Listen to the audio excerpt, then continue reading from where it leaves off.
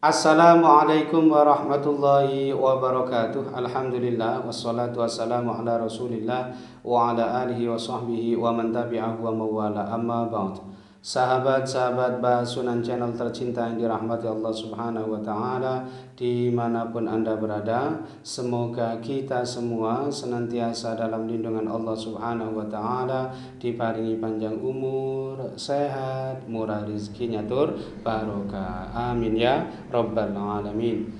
Baik, dalam video kali ini Mbah akan menyampaikan sedikit ulasan penjelasan ya, sekedar sebatas sebagai wedaran perhitungan perjodohan atau pitung jodoh jilu siji jejer telu.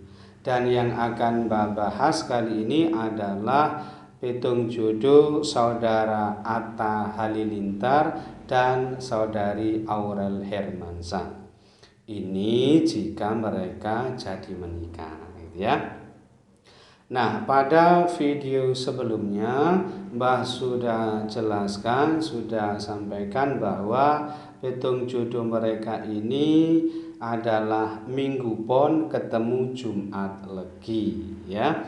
Berarti 12 ketemu 11, Neptu weton jodohnya ketemu 23. Dan kemarin sudah Mbah sampaikan bahwa prosentase keberhasilan atau kesuksesan rumah tangganya ini sebesar 61% sukses ya. Sedangkan potensi kegagalan rumah tangganya ini sebesar 39% gagal. Nah, kelebihan petung jodoh ini adalah memang aspek ekonominya ini sangat bagus karena memiliki penafsiran positif yang didominasi hasil perhitungan yang berkaitan dengan sandang pangani, yaitu Sri, Gedong, dan Tunggak Semi ya. Ini termasuk penafsiran dari pitung jodoh mereka berdua ini. Nah, sedangkan kelemahannya adalah memang aspek keharmonisannya ini dimungkinkan mengalami banyak kendala ya, karena memiliki hasil perhitungan sujanan yang diperkirakan ya, rumah tangganya ini sering terlibat cekcok atau pertengkaran. Nah, kesimpulannya kemarin ini memang boleh dilanjutkan tetapi tidak termasuk yang direkomendasikan ya, karena memang potensi kegagalan rumah tangganya ini termasuk yang cukup tinggi ya. Tetapi meskipun agak berat, ini sebetulnya masih boleh dilanjutkan. Jadi perjodohan Minggu Pon ketemu Jumat Legi ini sebetulnya masih berpotensi bisa diperbaiki ke depannya nanti. Wallahu a'lam bishawab. Nah, sekarang teman-teman saya ajak untuk mengkaji aspek lain yang berpotensi bisa berpengaruh terhadap kondisi penghidupan rumah tangga mereka ke depannya, yaitu mengenai pernikahan jilu.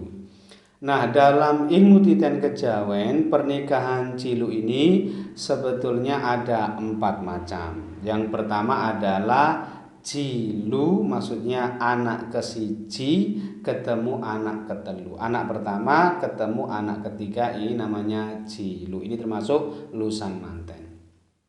Kemudian yang kedua, jilu yang kedua adalah menikah kesiji, maksudnya orang yang baru pertama kali mau menikah ketemu orang yang sudah menikah 2 kali dan mau menikah untuk yang ketiga kalinya. Jadi orang yang mau menikah pertama kali ketemu sama orang atau pasangan hidup ya, ini yang mau menikah untuk yang ketiga kalinya. Ini juga termasuk lusan manten. Kemudian yang ketiga ini adalah mantu atau punya gawe kesiji ya, ketemu mantu atau punya gawe yang ketelu. Maksudnya besan ini termasuk lusan besan gitu ya, lusan besan.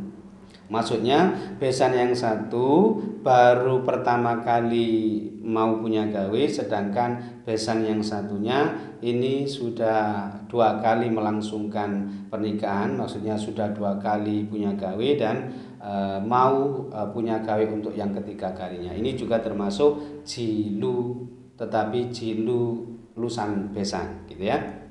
Nah, kemudian yang keempat, yang terakhir, ini yang berkaitan dengan video ini, yaitu jilu, maksudnya siji jejer telu. Artinya apa? Artinya anak kesiji, anak pertama, ketemu anak kesiji, ketemu anak pertama juga, dan ditambah salah satu orang tua, ya, salah satu orang tua mereka ini ada yang berstatus sebagai anak pertama. Ini namanya jilu siji jejer telu. Artinya calon mempelai putra anak pertama, calon mempelai putri juga anak pertama, dan salah satu ya di antara keempat orang tua mereka, ya, keempat orang tua mereka ini hanya ada satu yang berstatus sebagai anak pertama, anak ke-1, maka ini disebut jilu siji jejer telu gitu ya. Nah, sama-sama kita ketahui bahwa Atta dan Aurel ini kan berstatus sebagai anak pertama, ya kan? Maka apabila salah satu di antara orang tua mereka, baik itu dari pihak laki-laki Atta maupun dari pihak perempuan Aurel, ini ada yang berstatus sebagai anak pertama, maka pernikahan mereka ini termasuk betung jodoh jilu, yaitu siji jejer telu, dan ini termasuk pantangan dalam ilmu titen kejawen. Nah, tetapi jika lebih dari satu dari keempat orang tua mereka ini lebih dari satu ada yang berstatus sebagai anak pertama, maka betung jodoh mereka ini tidak termasuk jilu, tidak termasuk siji jejer telu. Jadi misalkan Atta ini anak pertama, Aurel juga anak pertama, lalu salah satu di antara orang tua mereka ini hanya ada satu yang berstatus sebagai anak pertama, ini termasuk pernikahan jilu gitu ya, siji jejer telu. Jadi mempelai putra anak pertama, mempelai putri anak pertama, kemudian salah satu di antara orang tua mereka ini ada yang berstatus sebagai anak pertama, maka ini termasuk jilu siji jejer telu ya. Tetapi jika di antara mereka ini tidak ada yang berstatus sebagai anak pertama dan atau ada yang berstatus sebagai anak pertama orang tua mereka ini tetapi lebih dari satu, maka ini tidak termasuk siji jejer telu, dan ini tidak termasuk pantangan dalam ilmu titen kejawen. Lalu apa akibat atau konsekuensi pernikahan jilu ini menurut ilmu titen kejawen?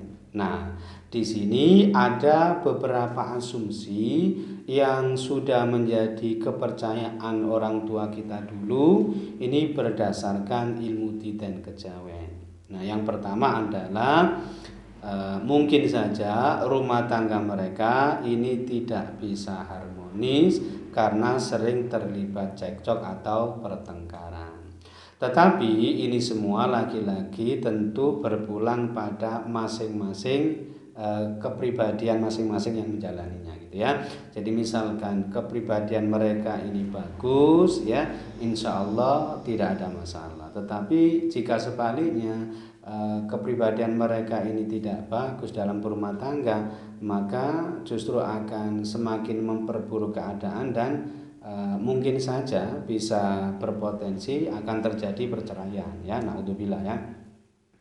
Kemudian yang kedua, ini jika penentuan hari pernikahannya ini tidak tepat, misalkan kebetulan dilaksanakan pada hari-hari pantangan, baik itu pantangan keluarga maupun pantangan kejawen, kemudian atau di bulan-bulan yang dianggap kurang baik, atau kebetulan di hari naas salah satu dari ke-6 orang ini tadi, yaitu Maksudnya kebetulan dilaksanakan pada hari naas mempelai putra atau mempelai putri atau salah satu di antara keempat orang tua mereka ini, maka ini bisa saja berakibat tidak baik pada nasib dan peruntungan masa depan yang bersangkutan. Wallahu a'lam bishawab, ya.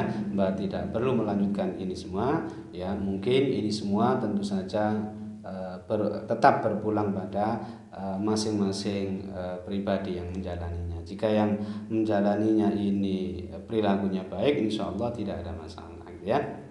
Nah, inilah penjelasan mengenai pitung jodoh jilu, yaitu siji jejer telu dan konsekuensi atau akibat yang mungkin saja ditimbulkan, ya. Tidak peduli siapapun orangnya, itulah bunyi ilmu dan kejawennya, gitu ya. Mudah-mudahan bisa bermanfaat dan menjadi sebuah pencerahan bagi kita semua. Amin ya rabbal alamin. Dan kurang lebihnya Mbak mohon maaf. Akhirul kalam, Allahul muwaffiq ila aqwamit thoriq. Hadanallahu iyyakum ajma'in. Assalamualaikum warahmatullahi wabarakatuh.